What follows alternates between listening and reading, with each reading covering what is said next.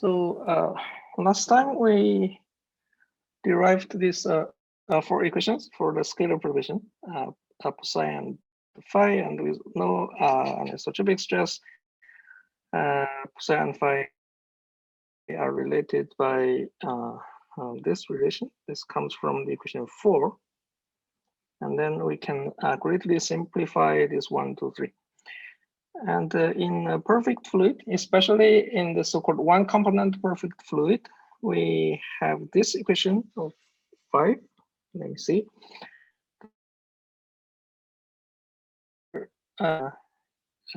Simplified in a single component. I will show that later. Just in here. Okay. Just start. In this case, we need the Friedman equation in the Coulomb time, if you remember correctly. Hubble squared is 3 pi g a squared. So this is what is new from the Friedman equation in the cosmic time. And the second one becomes this.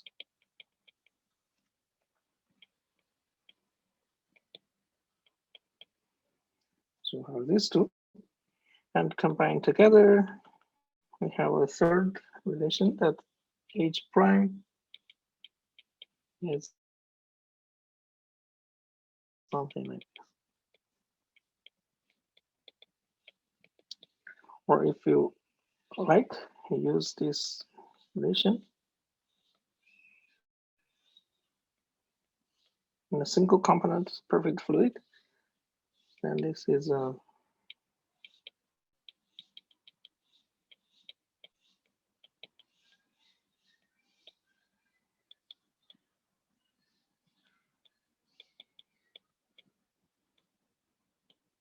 so then you substitute this back into the equation 5, you find that this parenthesis is just cancelled.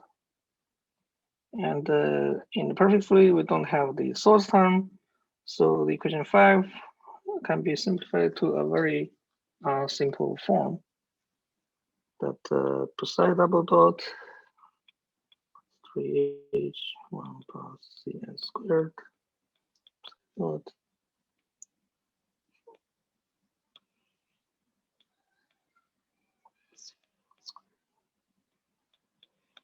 goes to 0.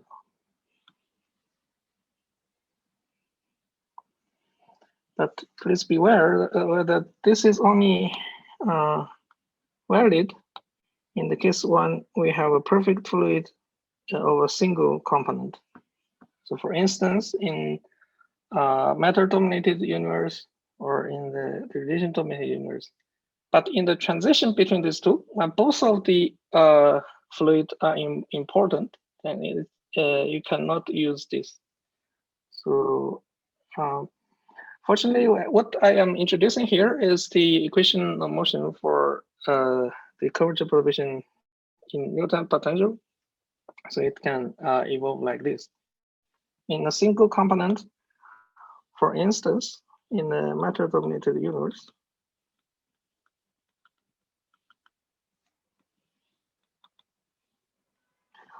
CL square is 0.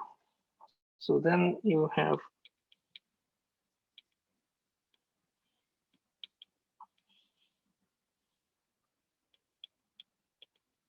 zero. So this H in this case is eta squared. If I remember correctly, I just want to eta. Okay. Then you have eta.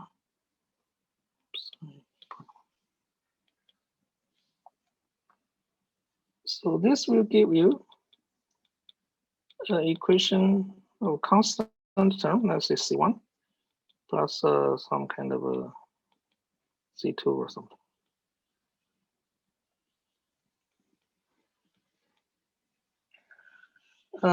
Usually this is just a decay mode that we can neglect. So in matter-dominated universe, this curvature probation psi, it doesn't change. It's a very important fact, although not so useful because that's delayed, especially in the case when we want to calculate, if we want to calculate the, for instance, the CMB temperature and isotropy, we have some relation like this psi times the T over T is a constant. So this is especially useful when the modes re-enter the horizon at the later radiation matter-dominated stage. For instance, in the case of the space-time diagram, I will take the advice of drawing this in conformal time. So this is A H minus 1 during inflation. This is a radiation. This is matter. So you have a scale factor A and the comovingness.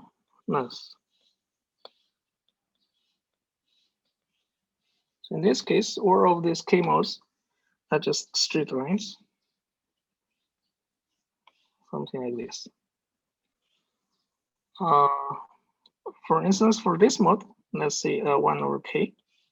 So this re-enter the horizon in the matter-dominated universe. Then you do not have any change of psi in the super horizon scales. So let's say so psi is constant when K is much smaller than H. This is on the super horizon scales. And the psi is also a constant in the sub-horizon scales in matter-dominated universe. So this is the reason why we can see that the plateau of the CMB anisotropy, because this the scalar perturbation stays the same in the if they are large, that their wavelength are large enough. That's the reason for that. The most important thing, and the one we will use, is the behavior in the radiation dominated universe. That's for the case when you have a W or CS squared equals to 1/3. Okay, great. And then you have the equation is this.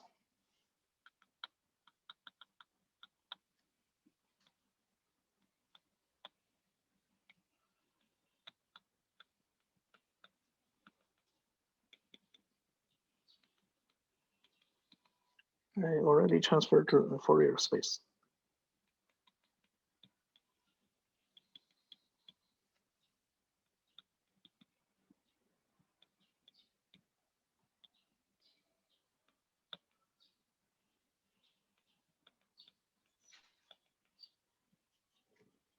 I'm sorry, I write it in the Newton potential 5, but it's the same thing. It's basically the same thing. So the solution,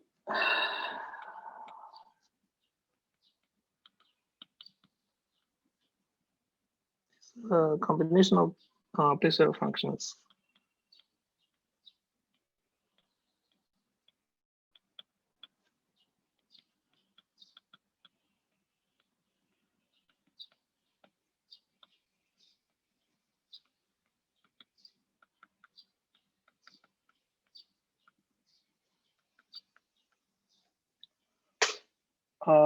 And the most interesting case is when we have the radiation dominated universe, where this mu goes to 2 over 3. 3 or 2, sorry. 4 is 1/3. Then we have this goes to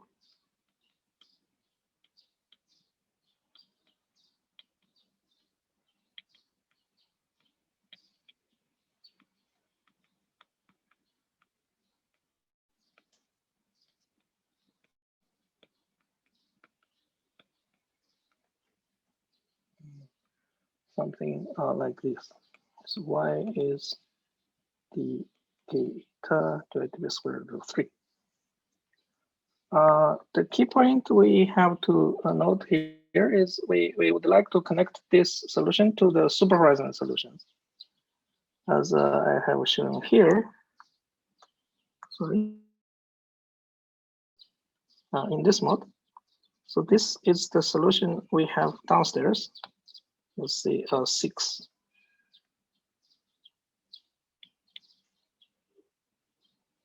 But we have to connect this solution to these superhorizon solutions.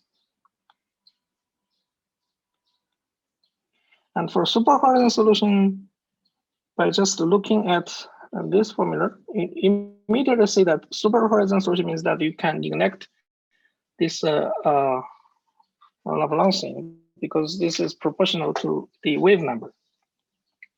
So we have this, and this is much smaller than the Hubble rate. So in this case, it can be neglected. Then again, you have an equation of this, which has a constant solution. That's the reason why I say that you have a constant solution for this phi in the superhorizon scales. But the key point is that how large is this constant? Because it is constant, it is the one on the horizon re-entry in here, and it can be all the way down to the horizon exit during inflation. And then there is some evolution inside the horizon. It can be traced back to the initial conditions where these modes are generated by the quantum fluctuations. So that's the reason why we don't only need the equation of motion, but we need the action for this scalar probation.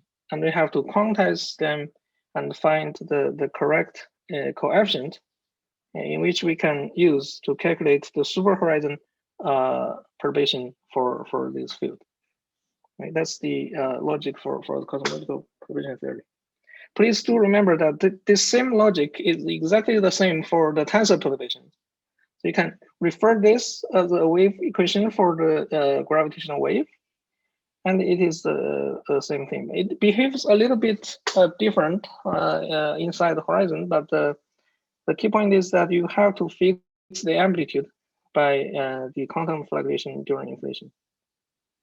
So we have to, in this case, find the correct equation of motion for this curvature perturbation during inflation.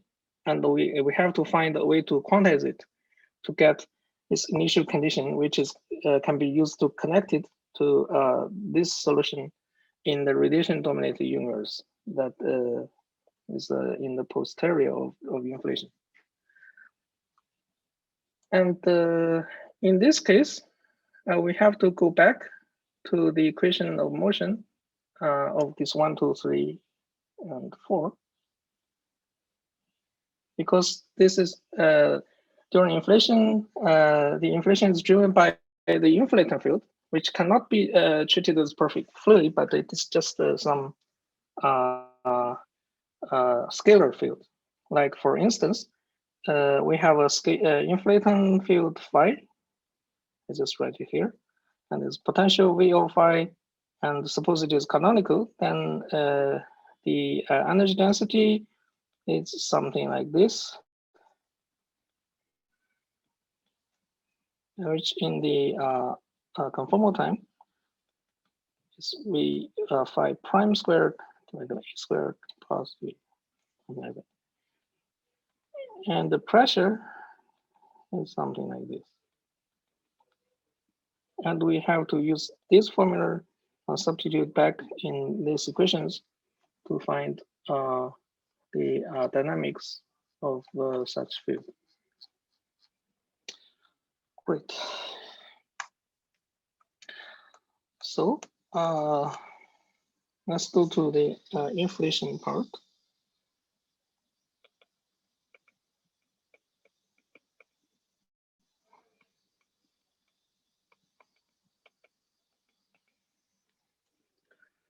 as I said, have the inflaton field, that's phi.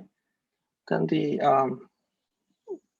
tensor to momentum, energy momentum tensor can be written in this way.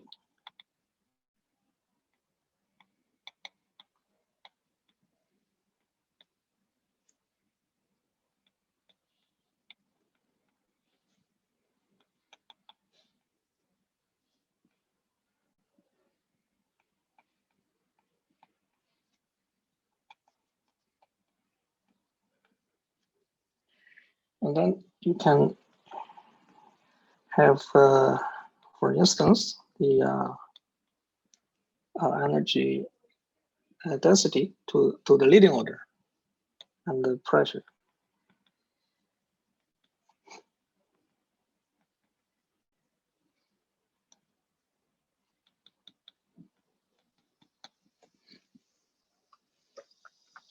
And then you can use this to calculate the perturbation.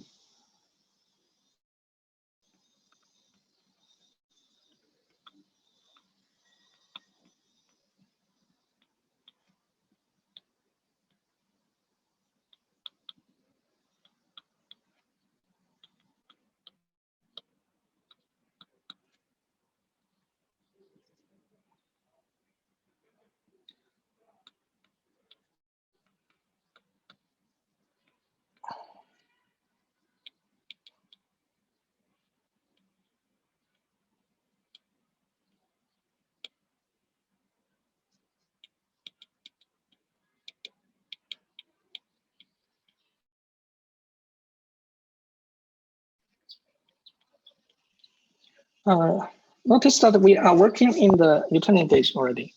So let me just write it here. So dx squared is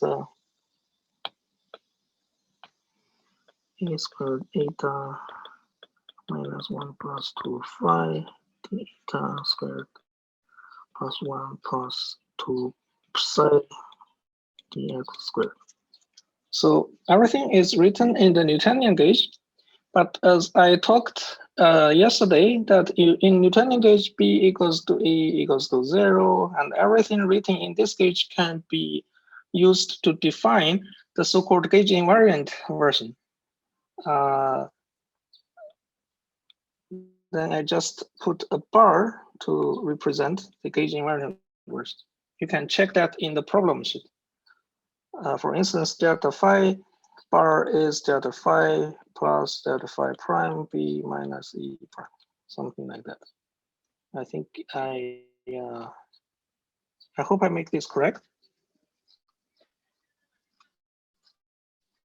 And we have some similar things, like a v bar is v minus b minus e prime. So notice that this v is the so-called velocity potential. That this one is a v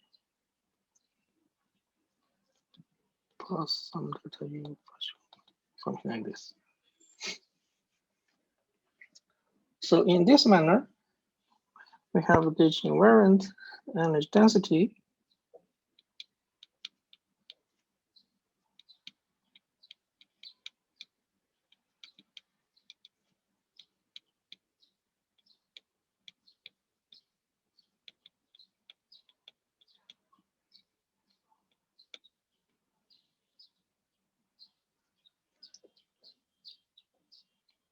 gauge invariant velocity potential.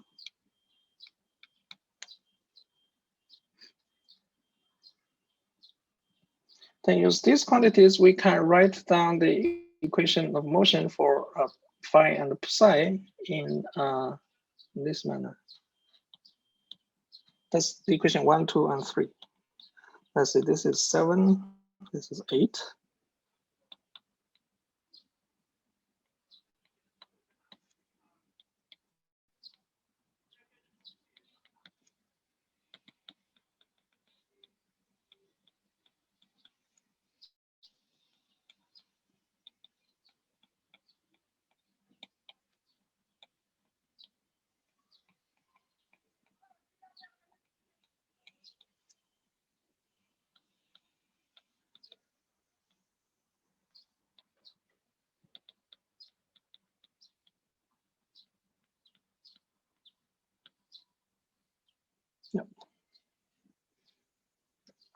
So we have two variables of this curvature perturbation in Newtonian gauge, psi,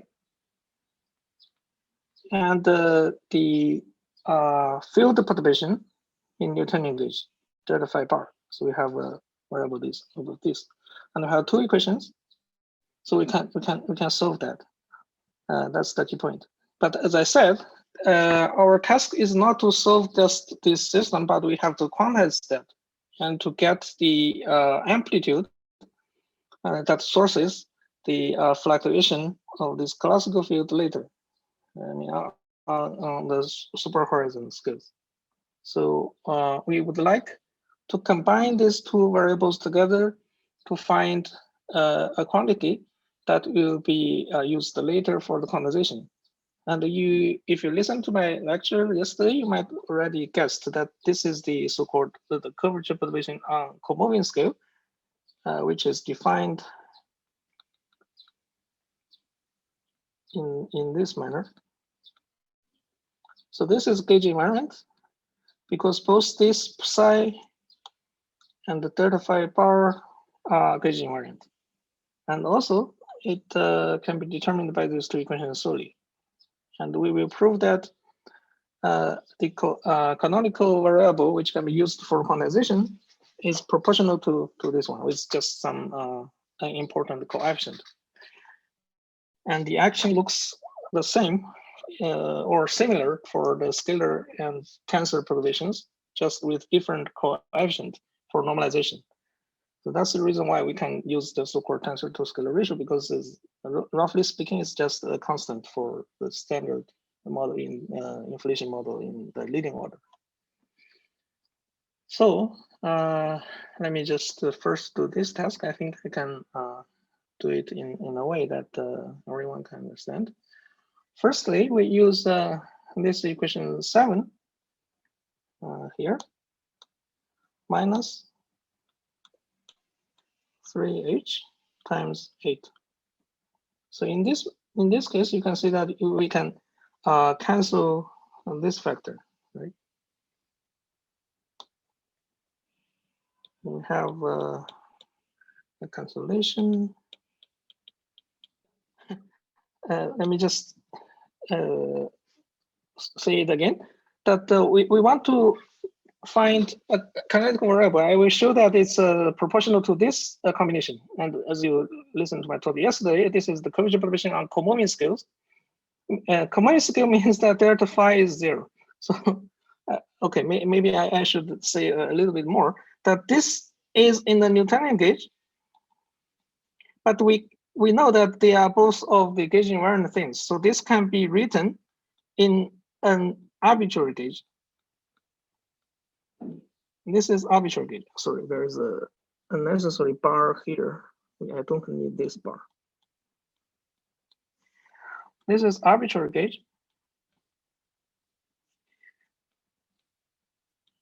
And then it's just percent in comoving gauge. Comoving gauge means V equals to 0, right? This means that delta phi is 0. And this thing is the curvature perturbation in any gauge.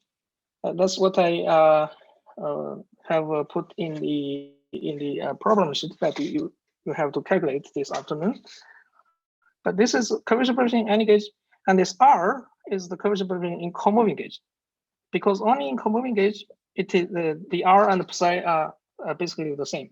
So that's what I would like to comment for the name of this curly R.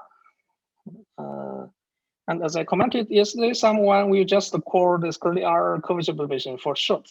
That is okay, but you have to keep in mind that it can only be interpreted as the curvature perturbation in comoving gauge. Otherwise, it is a combination of the curvature perturbation and the field perturbation, or the velocity potential.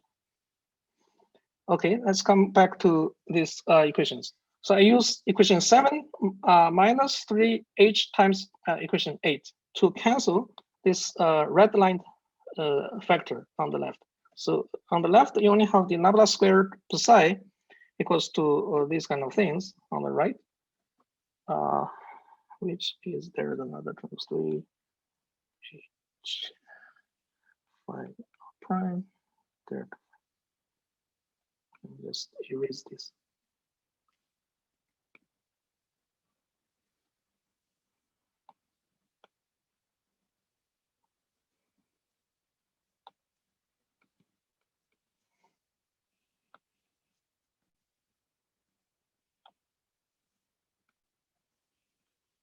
Okay, and then you immediately recognize that this is the equation of motion, right? Because equation of motion, let me just write it up here. Equation of motion in the cosmic time is something like this during inflation in the scalar field. And for this comoving time, it's like this. It's a prime in V means that take the derivative with respect to phi. Just be aware of that. So compare this equation of motion and this combination. You find that this is we have this phi double dot minus phi double dot times delta phi plus 1 h phi dot prime delta phi. This is what we have, right? And we find that it is interesting if we can get out some. Oh, sorry, there is a square. Because of this square, you can get it out of the parentheses.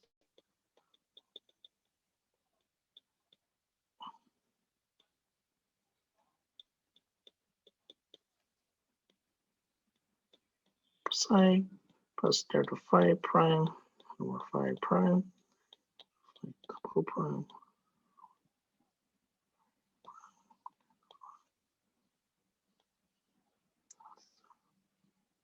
squared.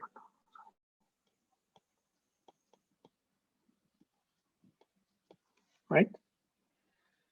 And again, this is the combination of delta phi over phi dot prime prime. Right? So next we have to use this equation 8, to eliminate this psi here. So from equation 8, we know that psi is minus 4 pi g phi dot naught delta phi prime minus phi prime divided by h. And you substitute it here.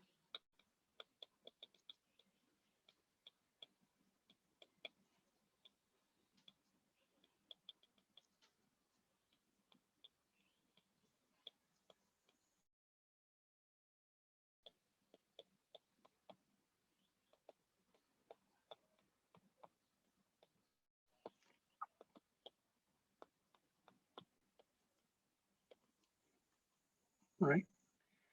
And then you find many of the Hubbles here. So you get the Hubble out. Let's just do it directly. So you get this out, you get this out.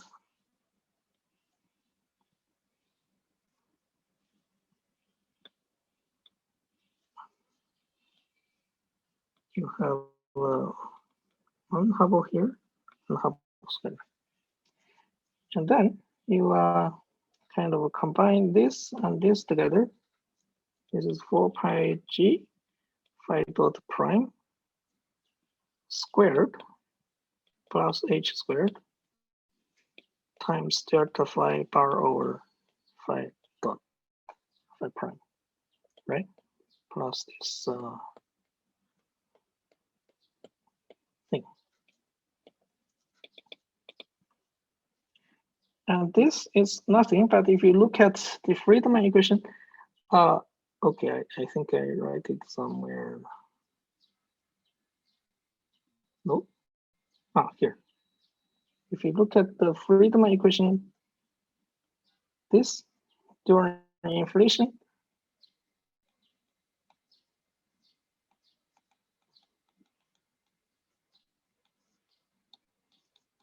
is this.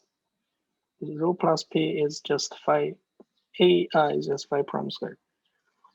Or A squared, sorry. Yeah. Because rho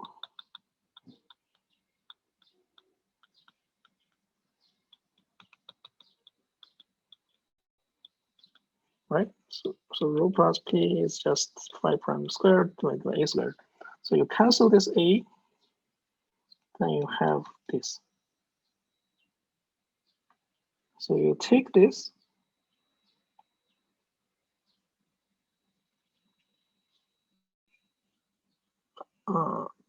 sorry,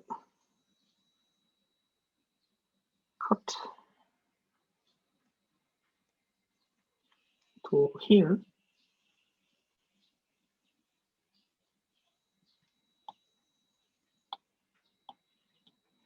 You find that this is just H prime.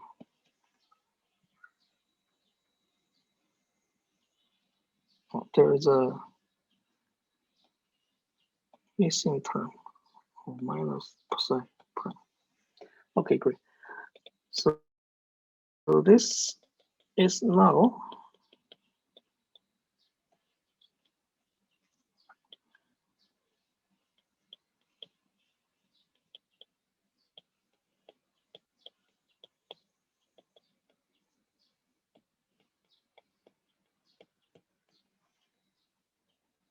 you immediately find that this is a total derivative of H delta phi over phi naught. And then you can take the time derivative out.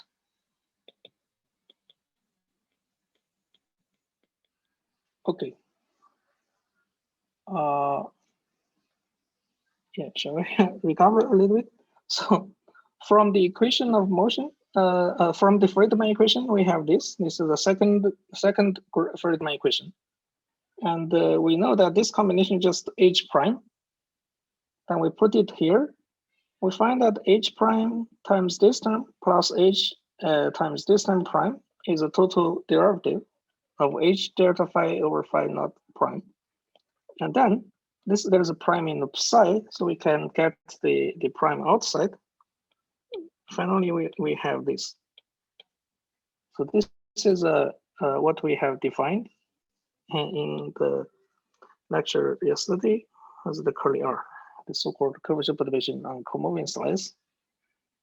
And the coefficient, we also have a definition that it is defined as H over A squared Z squared of R.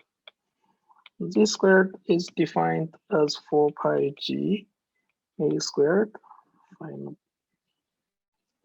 divided by H squared. And this will be used later. So now we have this. Let me just write it again.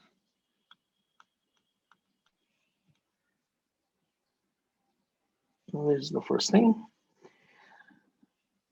And the other thing is quite simple, that we have this equation 8 again, because this is the one with the derivative. Psi prime plus H psi is 4 pi G. G minus 4 is defined not.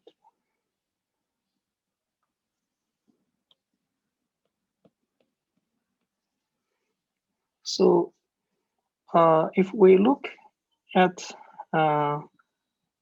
the expression here, I think it is very convenient if we can have the same combination in this side, right?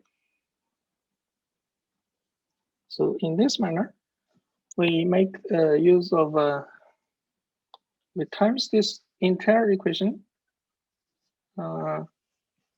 with let me check. Yeah, with this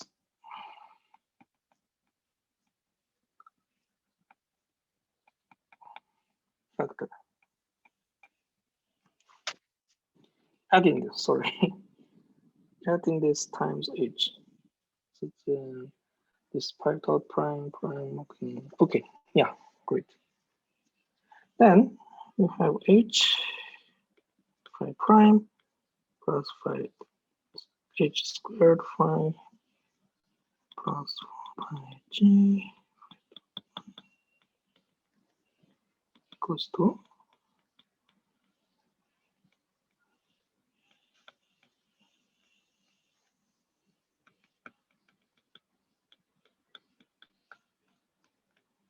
right.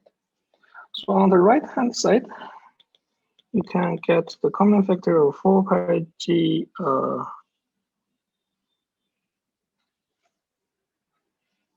phi dot squared. Then you have psi minus h delta phi over phi. Yes, good. And on the left hand side, again, you use the equation of motion.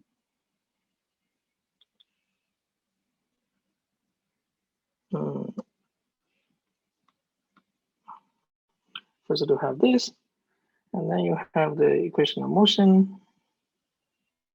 You can find that this factor, you can get rid of this 4 pi g by this. This is 2 h squared minus h prime sine h 5 psi prime plus this. And it is very easy to check that this is a total derivative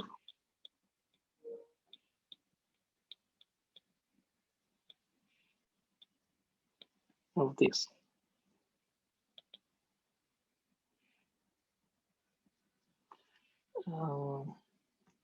Then have this 4 pi g.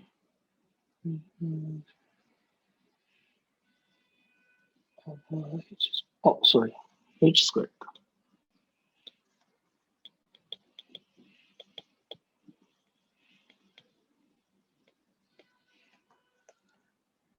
And finally, you have a total derivative, which is z squared times r, because the definition of z squared is here. This is the coefficient proportional to the coefficient population in common skills and the canonical variable we use for the quantization. We will prove that v, which defined as z of r, this is the one we use for quantizations. And now let's just remember that we have this, and the previous one was called as 10, and the 11. Now you have both of them. You can eliminate the psi and solve the r as a single equation. You can do it, for instance, like this, because this Laplacian is a reversible operator. You can solve that psi from the first one, which is a squared, c squared, and I'm substituting back into here, a squared over h over a squared, c squared, minus 1 r prime minus t squared, square r. And these are just cancelled, and you can again take the nabla to both sides. Z squared r prime is z squared nabla.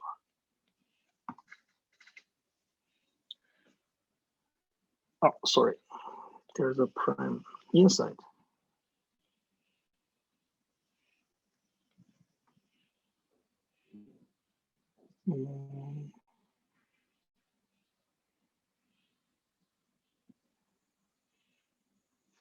sorry. Yes, the prime here. It's not -2. Okay, now it's fine. Or it's more familiar form that the curvature perturbation in the common scales goes like this.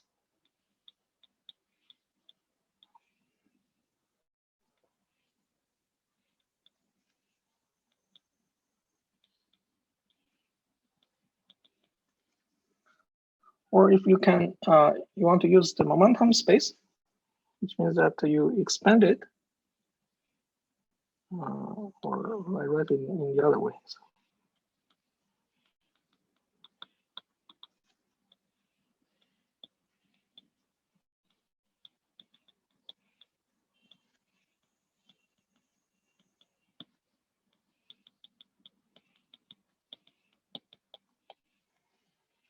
you have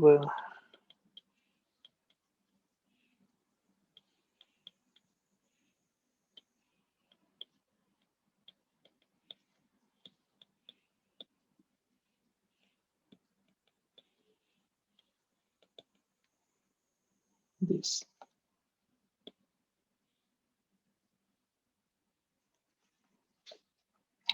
So this equation has very good quantities. For instance, we have the same thing that on superhorizon scales, when k is very small, that you have the conserved solution that r prime is constant, r prime is 0, which gives you r is a constant. And in inside horizon, this can be solved analytically if we have the some approximation like the WKB approximation. And the key point is that this can be used to quantize the system and to make the this possible. Let's first assume that if you look at the equation like this, it is very easy to be done in a way that it is derived in this way. For instance,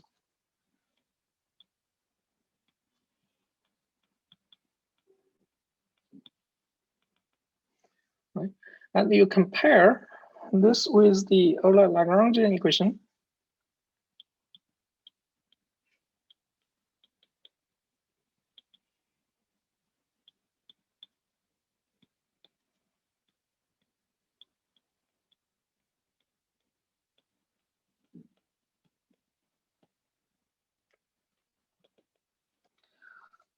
You can immediately see that this action of this system for this R is something like this.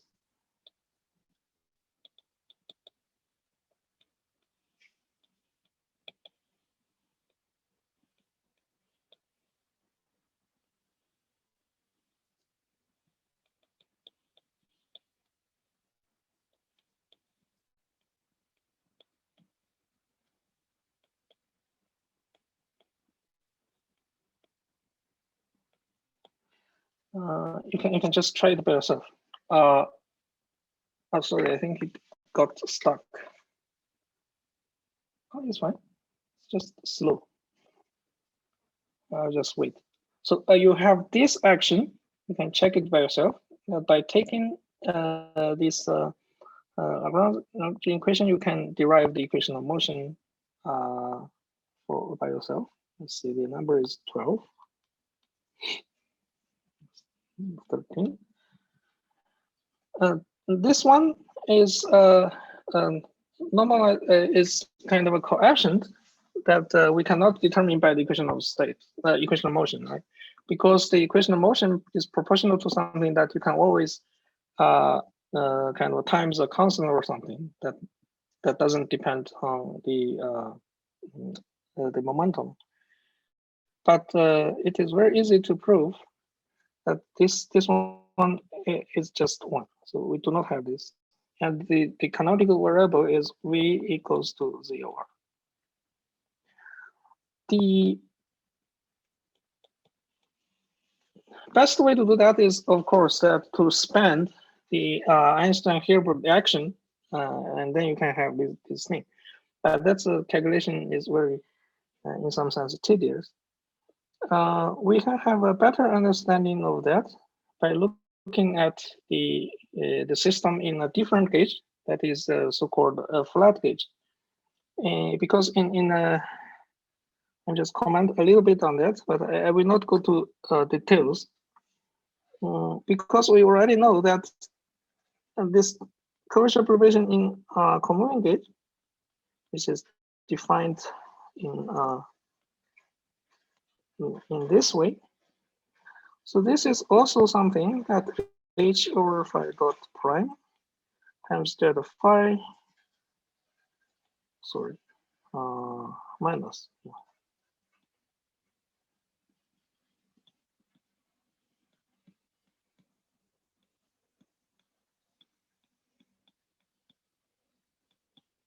Right, this is just some definition.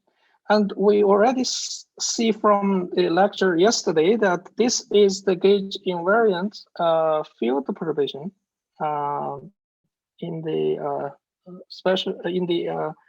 so-called specially flat gauge, which we define as Q.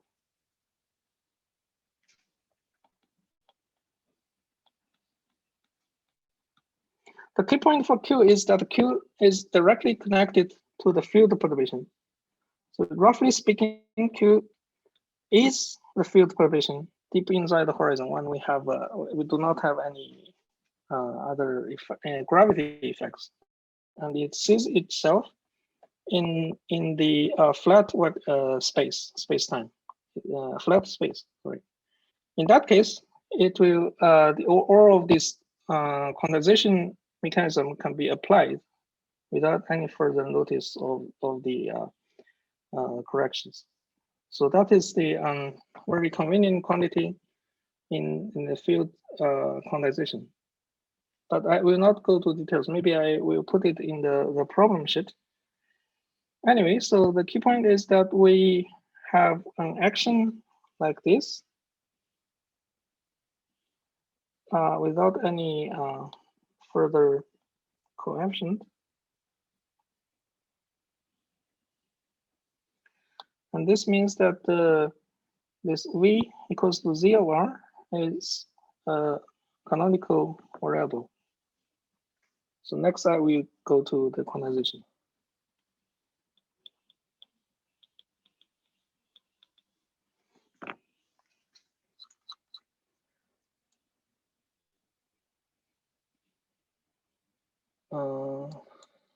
Just go downstairs. Yeah. So the first thing is to rewrite this equation 13 into the action of the canonical variable of V. Now, by the way, V is also called the Mohanov-Sasaki variable.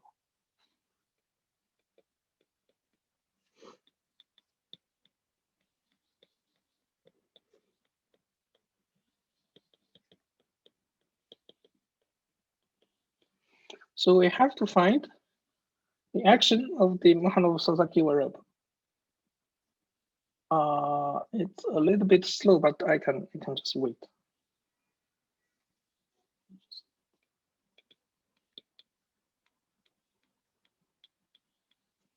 You can do it by yourself. This is very simple.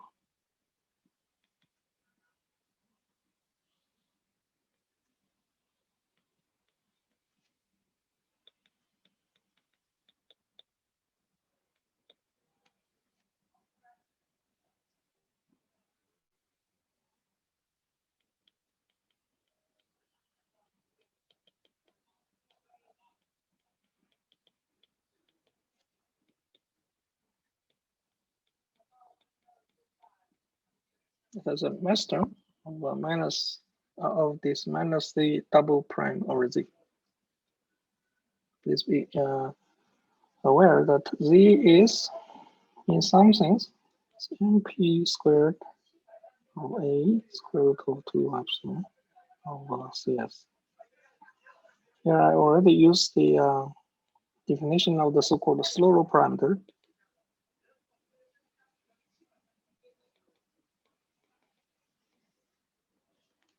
I think I make all the corrections right, but maybe it stopped showing. Maybe okay, yeah, that appears. So we have the canonical variable v is then we can do the quantization. I would like to comment that the action for the Hansen perturbation is the same thing. We have a u equals to a h,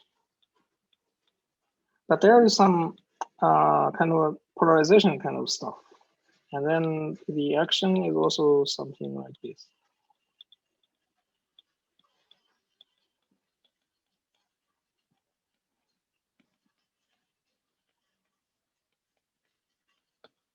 I will show that later.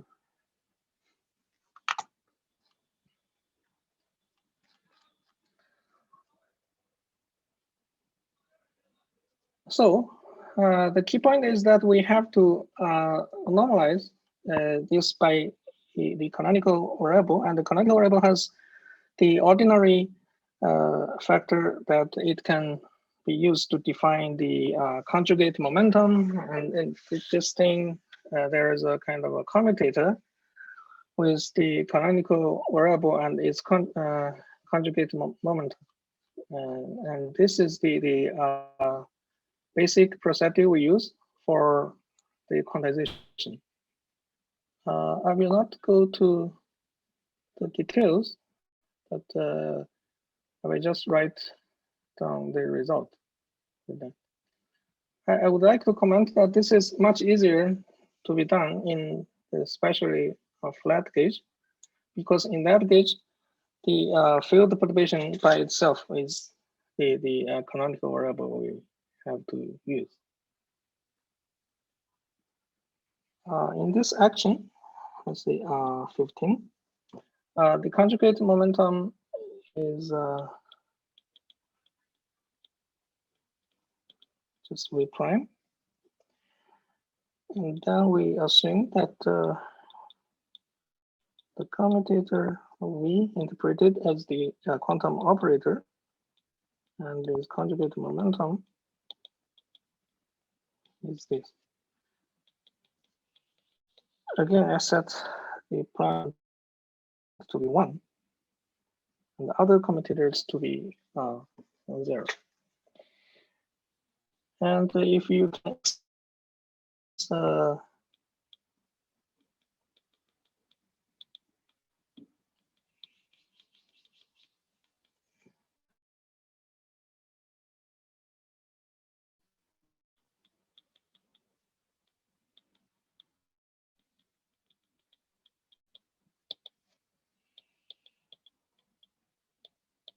yeah.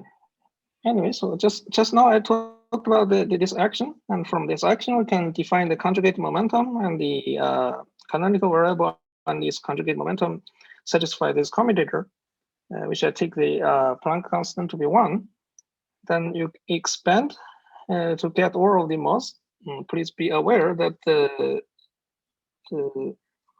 this canonical variable, which I write it there, is just identical to this one. So we have the mode function, which is the mode function is something like this. And okay, that's what I have talked about. So from this mode function, we substitute into here, and take that the well-known commutator for the generating and annihilating operators.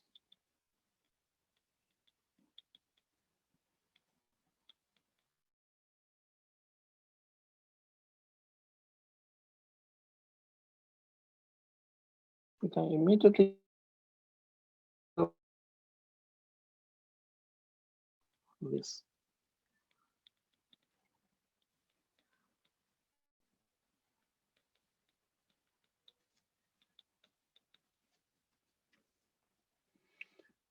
And in this case, we can choose the so-called the Bunch-Davis vacuum for the mod function when it is deep inside the horizon.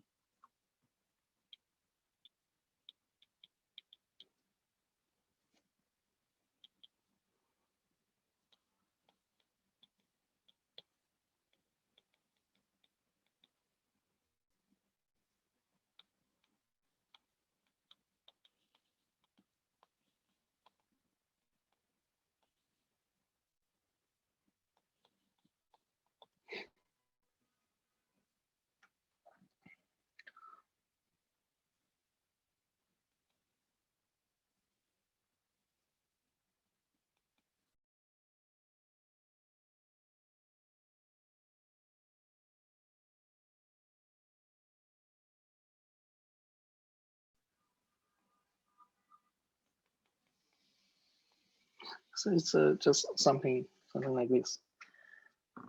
Now the omega k is CSK in the general case, but didn't take the different form of the canonical kinetic term.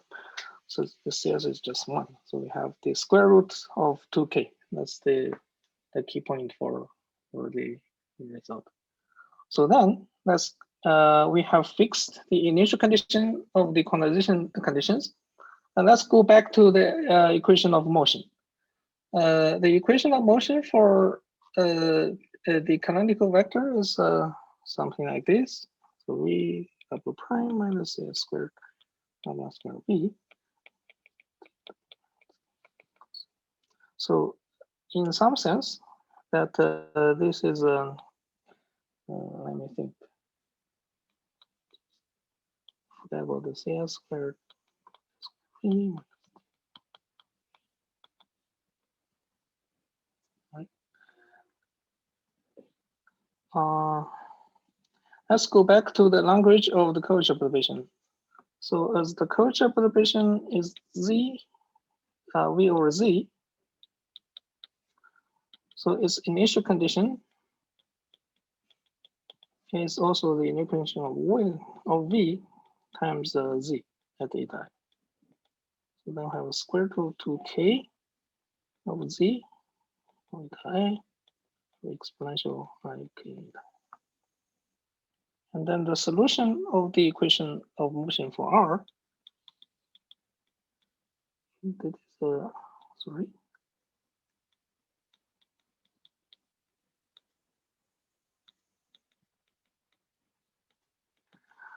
Is this. So on super horizon, on sub horizon scales, let's come back to firstly to the sub horizon scales result. Sub horizon scales means that k squared is very large.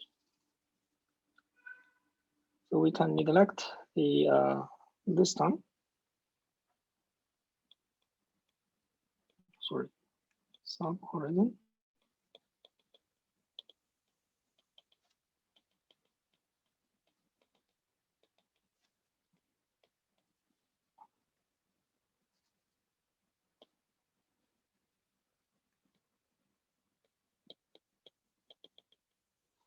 With some coefficient.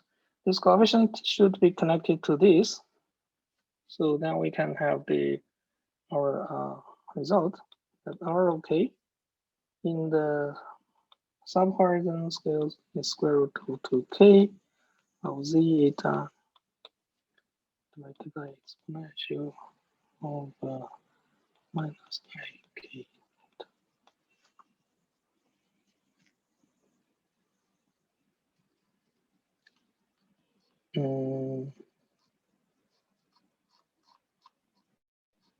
Yeah, I think this is the one we use for the connecting. And for super horizon scales, we need the this term because k squared is much smaller. So r double prime to z over z or equals to. This means that r is a constant. If we neglect the so-called decay mode.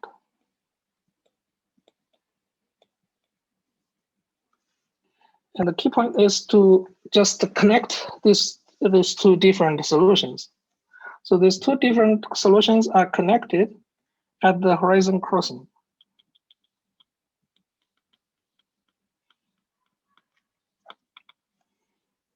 Which means that you have a R, which is at, let's say, AK is K over H during inflation, is exponential Z of eta equals to 1 over H, something like this.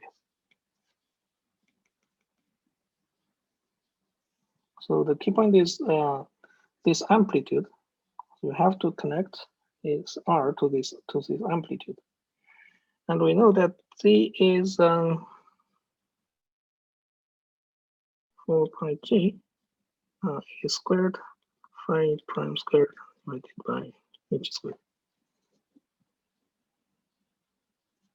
So A is minus H eta and during inflation.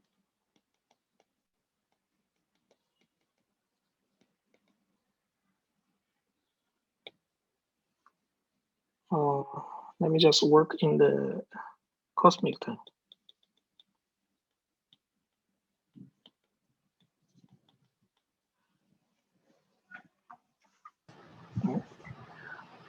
So in this case, we have to normalize the factor of this. So this is usually defined as the Solero parameter of epsilon.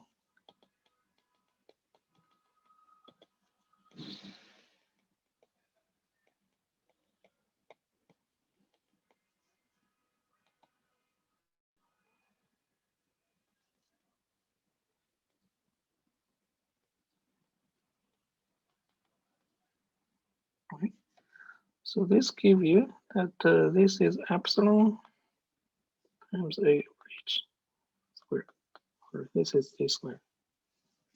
I think there's a factor of 2 missing, but yeah, never mind. Anyway, so we have the condition for horizon crossing at AK is K over H. Okay. So this gives you that Z is the square root of epsilon. Let me just put this factor, missing factor back.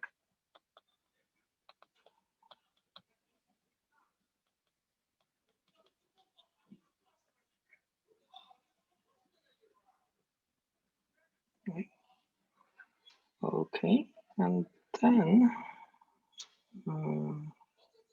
wait. Should be that H should not be there in Z square. Epsilon A by X. Which one? Your Z square expression or Z expression, you have a H. H is gone into epsilon definition already. Z is gone if H. Z.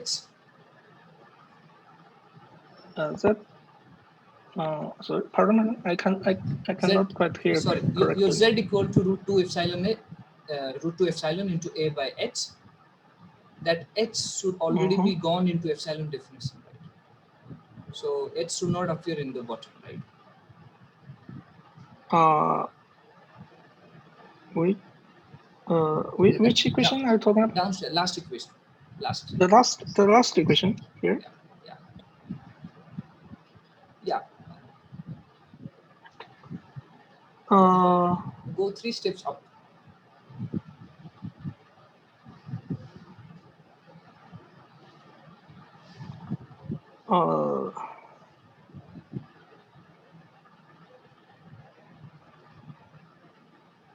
Wait. Sorry. What is? your Z has a Hubble downstairs, right? In the Hubble denominator. downstairs. But yes. Hubble should have gone into your epsilon definition already, right? Hubble is gone if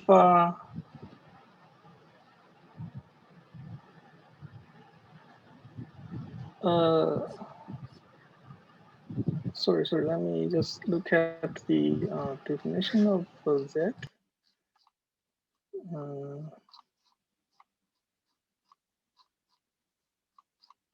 This my draft is too sloppy. I cannot find it. Oh yeah, you're right. It is gone. So yeah, sure. It's just square. It is just A.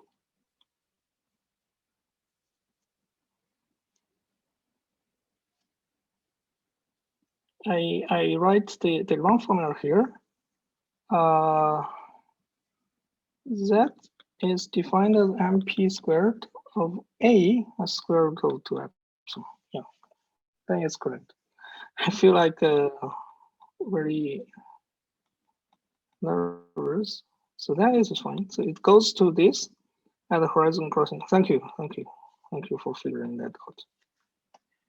Then you substitute this back into here. You find that R at horizon crossing, let's say it's AK.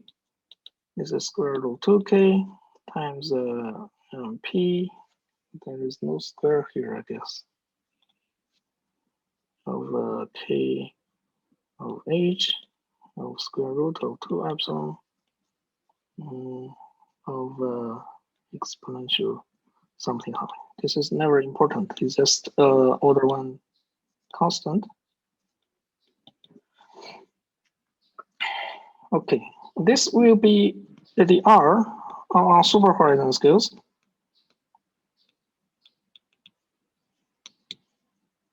Which is proportional to K3 over 2 times H over square root of epsilon of MP. This is the most important thing we would like to know. And usually it is defined as the power spectrum of the curvature probation on covariance scales.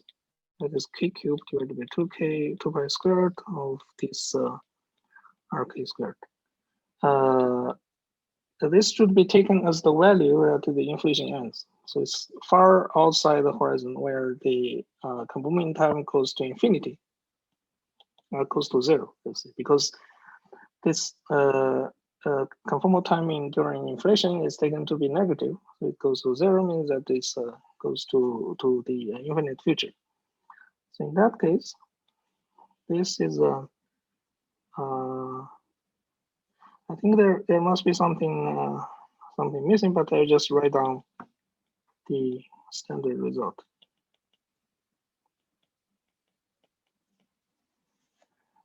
So as we will see that the power spectrum of the tensor perturbation is defined in this way during inflation. So the so-called tensor to scalar ratio is the power spectrum of the gravitational wave, primordial gravitational wave stuff. Let's see, divided by this. And this is so-called 16 epsilon, which is a well-known result.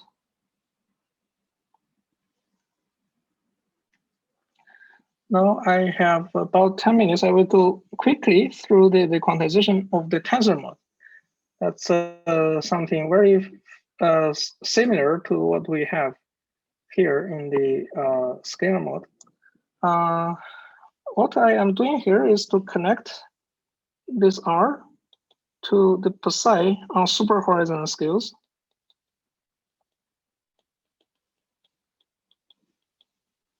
Because in that case, there will be a direct proportionality that this psi of k is 3 over 2 of the scalar probation during radiation dominated universe.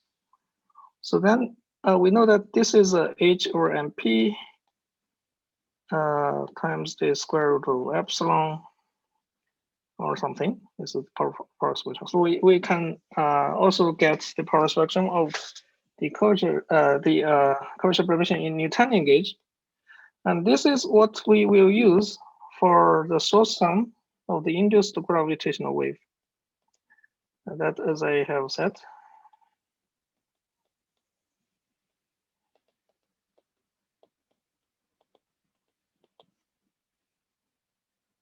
something.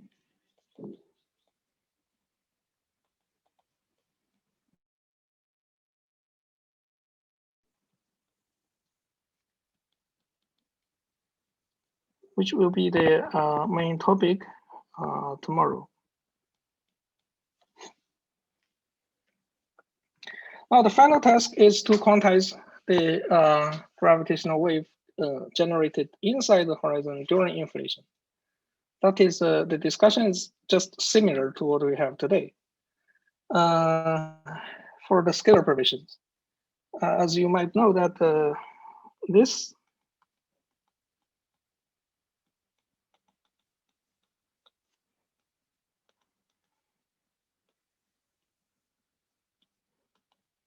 is the sourceless equation of motion for the tensor provision in the TT gauge. And from this, you can get the action of it. If you don't know how to derive this, we have, I think I have put it in the problem sheet that you might derive by yourself. And from this, similarly, you get the action.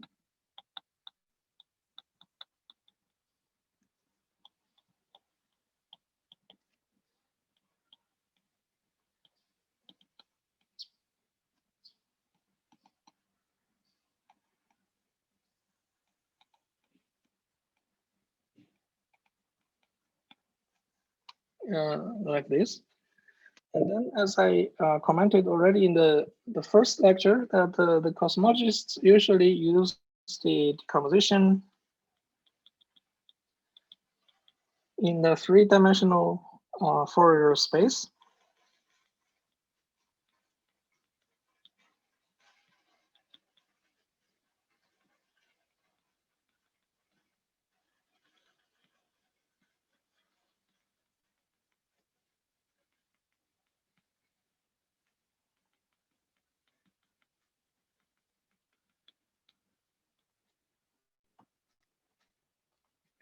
And then this is the so-called mode function. And this will have some so-called characteristic amplitude that we have already defined that by some kind of average of the samples that we have something like this.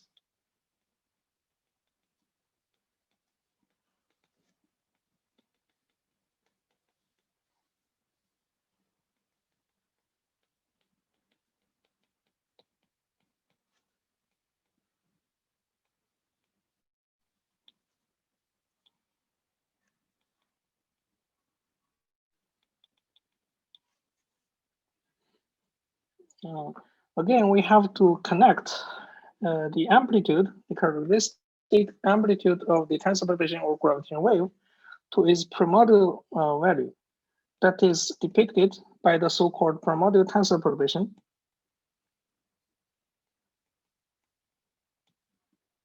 And for primordial tensor provision, it originates in the quantum fluctuations. That is comes from this one. I don't think we have to go through all of this, but everything is just parallel to what we have discussed. For instance, from this equation of motion, you can derive that on superhorizon scales,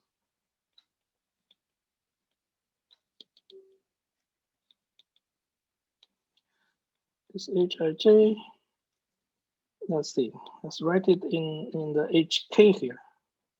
If we substitute this back in here, then everything becomes the equation of HK.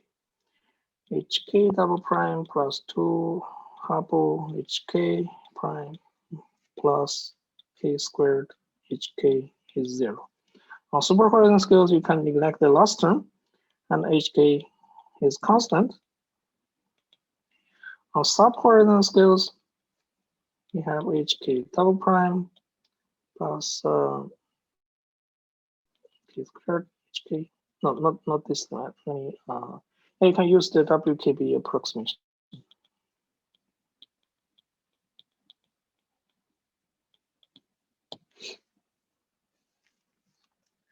Then it is very simple that you have a decaying oscillating solution.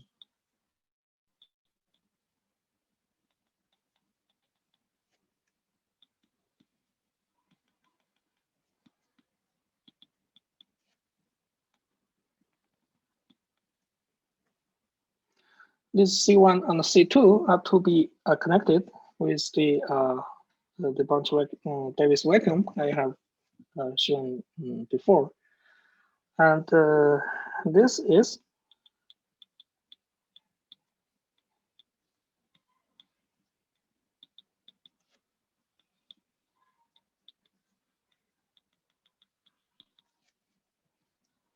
so it will go to, it is shown that we only have this solution. This is a so-called positive mode, and the C2 is just the 0.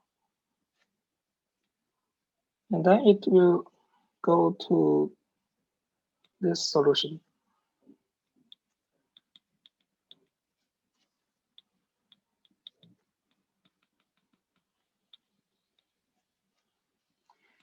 And it should go to the super horizon solutions. This is a decay mode.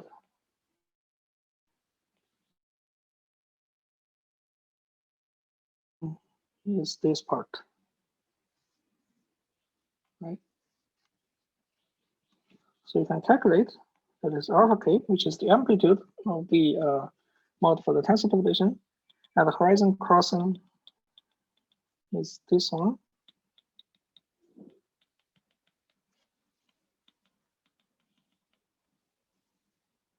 Or 1 over.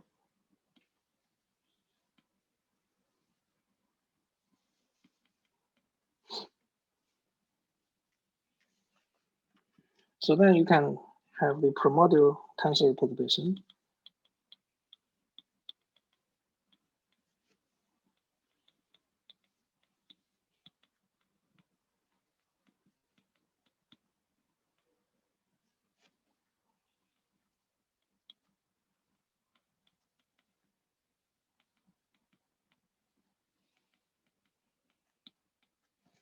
As I just told you. And the tensor to scalar ratio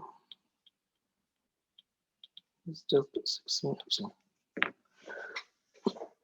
16%. This is only the tensor perturbation generated during inflation, as I have shown that basically it decays as 1 over A.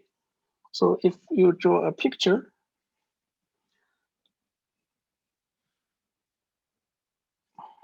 of A and the amplitude of HK, then it decays linearly with 1 over A until it exits the horizon, which means that A equals to that K over H in some sense.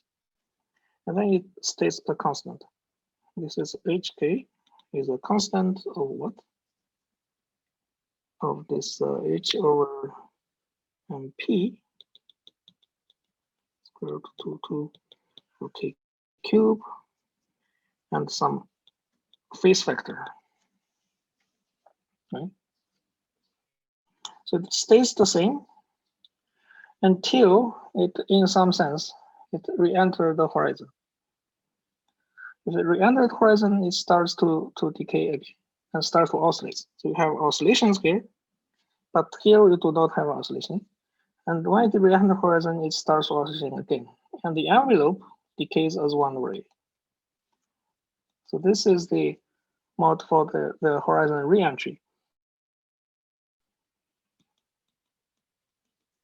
This is for inflation, this is for, let's see, radiation dominated universe. This corresponds to the previous figure I have shown, that you have a mode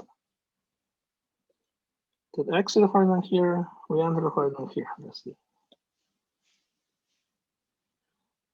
So you have HK proportional 1 over A exponential minus IK eta, and HK is constant, and HK decay again.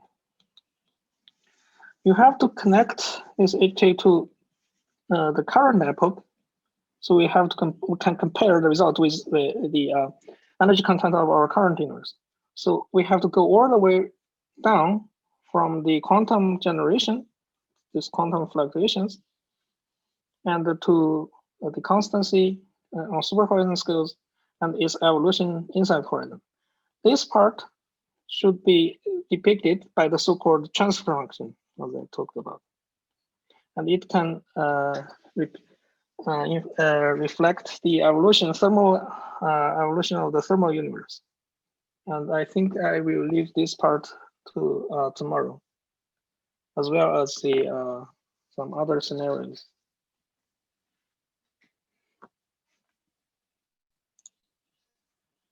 Okay, so do you have any questions? Thank you, Shi Pi. So participants, if you want have any questions, you can type it in the chat or unmute yourself and ask. It helps to type the question because sometimes the audio is not very clear. Yes, work out. Hi, Shi Pi. Hi. Yes, so can we go to your definition of epsilon h somewhere when you first defined it here? The definition of what? Epsilon h, the first lower parameter. Epsilon. Yes. Yeah, there is some inconsistency. So I cannot quite find it. So where is the problem? I'll figure out. Just show me the definition. I'll show you. Yeah, here. Yes. So this is 5 root square by 2h square. I think there is a 8 pi g missing. 8 pi g missing. Oh yeah, I just put it to 1. In some sense. Yeah. You can put it here. I'm pretty sure it's Yes. fine, but I just put it to be 1. Yeah, I'm very sorry, but my symbols are not quite consistent. Sometimes I put 8 pi g, sometimes I put mp square, sometimes I just make it 1. Sorry for the confusion. Yes, thank you for figuring that out. And the question is, so usually we in this equation 15, which is in this page, usually we call this z double dash by z as a mass term, right? But it has a negative sign, right? Which has a negative sign? This equation 15. Equation 15, yes. On the same page. So we have this z double dash by z term. Right? Now this z double dash by z is a positive term. Okay. This is like somewhat like 2 by eta square. Yeah. So it's minus double z over z. This is mass. Yes, and it's a negative mass term actually, in some sense. In a usual Lagrangian, your mass term is half m square phi square, and with a negative sign. Yes, in Lagrangian, your mass is minus m square phi square. Yes. This is in this case, so you have minus this double prime over z. So this is the mass term, but you said this is negative. No, what I mean is m square is negative here. So mass is some kind of a complex mass. I see. I never thought of that. Yeah, but it's not so. I see. Let me see. Yeah, basically this is the main part of this z is just a. So it's just the main part is just a double prime over a. Which is 2 by eta square, right? Yeah, it's just minus 2 eta square. Plus. Oh, plus. Okay. I see. That's why. So it's a m square is negative, so it's a complex mass usually. And I always wondered why is it, but everybody just calls it a mass term. It's not usual. It's a little unusual. It goes as field square, but it has an opposite sign. Yeah, I see. Yeah, I never think of that in that way. It's just. Thank you. Sure, thanks. For the question.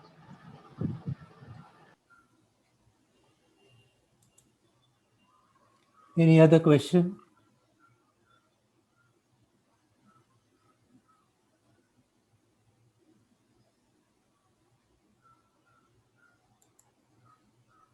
So participants, some of them are requesting that if you could upload the lecture notes from yesterday's lecture and perhaps today's also, that will be very useful to this Google Drive. Whenever you get a chance. Are they talking about this handwriting notes or the note I use for backup? I mean, whichever is practical. I mean, for the first two one, you have uploaded the LaTeX lecture notes, right? Yeah, I uploaded some lecture notes, but I actually the draft I prepared is has too much content. So every time when I talk, I have to omit like most of them. So if you want, I can try to delete some content and make a concise draft of my talk. No, But I I think think that no, will take some time. I mean, I can do it next week, but this week I don't have. I don't think I have any time to do that. yeah, no, I don't think you need to put any more work. If you have already prepared something, you can upload it. You don't need to reduce it. I see. I see. Yeah. Yeah. Okay. But I think I would better just to minimize the content. I mean, I have too much of the uncovered content in there. I think Like for instance, I have a huge section of the discussion of the flat gauge, which I think is very useful for the inflationary universe. But apparently that's not very suitable here, so I just skip it. Yeah, I can do that. I mean, but I should just upload that next week rather than recently. If you guys can wait. yeah, it's up to you, but I think people can just. Hello? Okay, thank you. Okay, yeah. Swagat is handing up again. I should be, yeah. One more question. In the first lecture, you talked about this frequency average, right? We sort of integrate over all the high frequency modes to calculate what is the gravitational wave density, energy density, right? Are you talking about the definition of the gravitational wave? In the density, you integrated over all the high frequency modes. In which part? Average t, when we calculate average of t00, where t is your energy momentum tensor. You are talking about the definition. Yes, Yeah. the definition of gravitational wave. That's from the Yes. first lecture. Okay. Yes. If Yeah. Now if we are looking at a mode which is just entering the horizon around the present day, the averaging would not be well defined, right? You cannot talk about the gravitational wave with such a Just long before, wavelength, I think. something, let's say, which has oscillated a few times only. Mm-hmm. For that, the averaging will not be well defined, right? No, you cannot define gravitational wave of such a long wavelength. All right. I mean, gravitational wave can only be defined, as I talked, that in a so-called intermediate region that is much larger than its wavelength, but much smaller than the current horizon. Yeah. So if the wavelength is comparable to the current horizon, then you cannot find a length which can be used to make the assemblage average to mirroring up the short frequency the short wavelength modes. Yes. So in this case, the concept of the gravitational wave just failed. You cannot describe the space-time by gravitational wave. But it is a tensor mode, and it still carries some energy, right?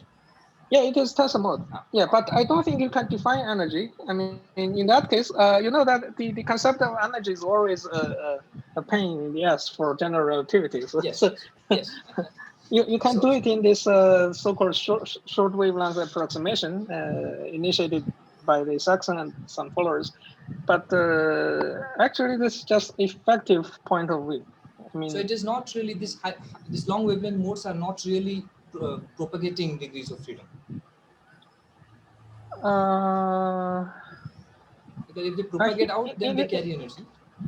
I think it is propagating, but it's very difficult to estimate the energy it takes. Yeah, I think that's the best way to think of that. So, I mean, as it's commented in some of the authors that if the amplitude of the gravitational wave is comparable to the background, then the concept of energy taken by the gravitational wave is also not very appropriate. I mean, you cannot estimate that. so thank you. Yeah, thank you.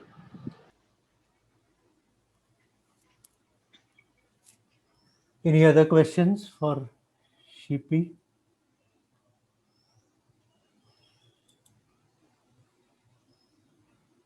Okay, there are no further questions. Let's thank the lecturer and meet again for the tutorials at 2 and then for the lecture tomorrow.